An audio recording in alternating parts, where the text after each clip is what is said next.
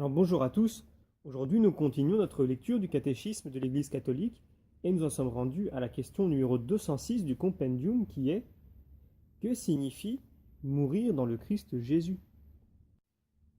Eh bien cela signifie mourir dans la grâce de Dieu, sans péché mortel. Celui qui croit au Christ et qui suit son exemple peut ainsi transformer sa mort en acte d'obéissance et d'amour envers le Père. Nous lisons en 2 Timothée chapitre 2 verset 11. Cette parole est sûre, si nous mourons avec lui, nous vivrons. Alors pour étayer cette réponse du compendium, prenons les paragraphes numéros 1005 à 1014 du catéchisme de l'Église, qui se trouvent sous l'intitulé Mourir dans le Christ Jésus. Donc pour ressusciter avec le Christ, il faut mourir avec le Christ. Il faut quitter ce corps pour aller demeurer auprès du Seigneur. C'est ce que nous dit 2 Corinthiens 5,8. Dans ce départ qu'est la mort, l'âme est séparée du corps. Elle sera réunie à son corps le jour de la résurrection des morts. C'est en face de la mort que l'énigme de la condition humaine atteint son sommet. En un sens, la mort corporelle est naturelle, mais pour la foi, elle est en fait salaire du péché. Donc voir notamment Romains 6, 23. Et pour ceux qui meurent dans la grâce du Christ, elle est une participation à la mort du Seigneur, afin de pouvoir participer aussi à sa résurrection. La mort est le terme de la vie terrestre. Nos vies sont mesurées par le temps au cours duquel nous changeons, nous vieillissons, et comme chez tous les êtres vivants de la terre, la mort apparaît comme la fin normale de la vie. Cet aspect de la mort donne une urgence à nos vies.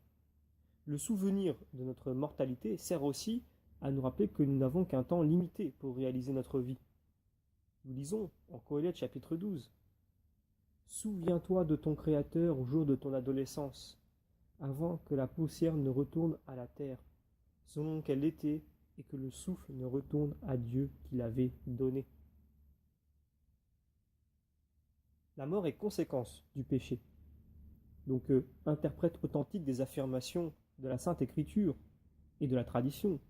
Le magistère de l'Église enseigne que la mort est entrée dans le monde à cause du péché de l'homme.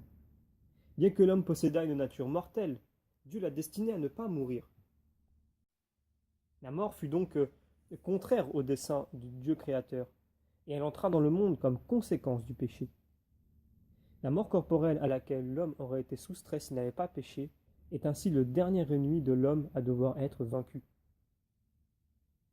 La mort est également transformée par le Christ. Jésus, le Fils de Dieu, a souffert lui aussi la mort, propre de la condition humaine.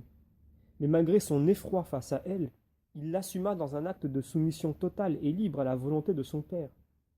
L'obéissance de Jésus a transformé la malédiction de la mort en bénédiction.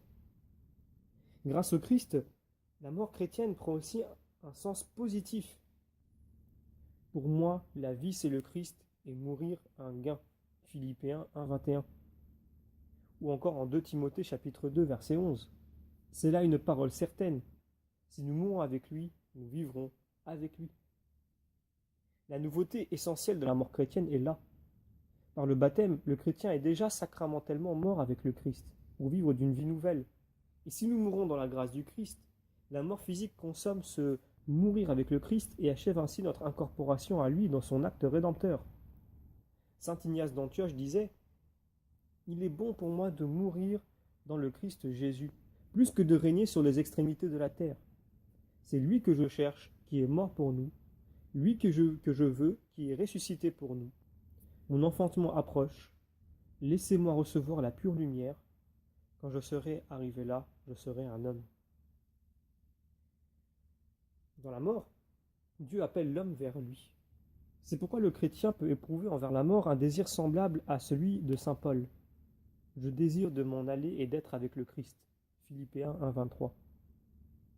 Il peut transformer sa propre mort en un acte d'obéissance et d'amour envers le Père, à l'exemple du Christ. Saint Ignace d'Antioche disait: « Mon désir terrestre a été crucifié. Il y a en moi une eau vive qui murmure et qui dit au-dedans de moi: Viens vers le Père. » Sainte Thérèse de l'Enfant Jésus disait 2 phrases. La première: « Je veux voir Dieu, et pour le voir, il faut mourir. » Et la deuxième: « Je ne meurs pas, j'entre dans la vie. » La vision chrétienne de la mort est exprimée de façon privilégiée dans la liturgie de l'Église. Pour tous ceux qui croient en toi, Seigneur, la vie n'est pas détruite, elle est transformée. Et lorsque prend fin leur séjour sur la terre, ils ont déjà une demeure éternelle dans les cieux. La mort est la fin du pèlerinage terrestre de l'homme, du temps de grâce et de miséricorde que Dieu lui offre pour réaliser sa vie terrestre selon le dessein divin et pour décider son destin ultime. Quand a pris fin l'unique cours de notre vie terrestre, nous ne reviendrons plus à d'autres vies terrestres. Les hommes ne meurent qu'une fois. Hébreux 9, 27. Il n'y a pas de réincarnation après la mort. L'Église nous encourage à nous préparer pour l'heure de notre mort. Délivre-nous, Seigneur, d'une mort subite et imprévue. Donc cette phrase est tirée d'une ancienne litanie des saints. Elle nous encourage à demander à la Mère de Dieu d'intercéder pour nous à l'heure de notre mort, donc en priant l'Ave Maria, et à nous confier à Saint Joseph, patron de la bonne mort. Puisque nous tirons ce texte des limitations du Christ, dans toutes tes actions, dans toutes tes pensées, tu devrais te comporter comme si tu devais mourir aujourd'hui. Si ta conscience était en bon état, tu ne craindrais pas beaucoup la mort. Il vaudrait mieux se garder de péché que de fuir la mort. Si aujourd'hui tu n'es pas prêt, comment le seras-tu demain? Et nous terminons avec ce cantique de saint François d'Assise. Loué sois-tu, mon Seigneur, pour sœur notre mort corporelle, à qui nul homme vivant ne peut échapper. Malheur à ceux qui mourront dans les péchés mortels, heureux ceux qu'elle trouvera dans ses très saintes volontés, car la seconde mort ne leur fera pas mal.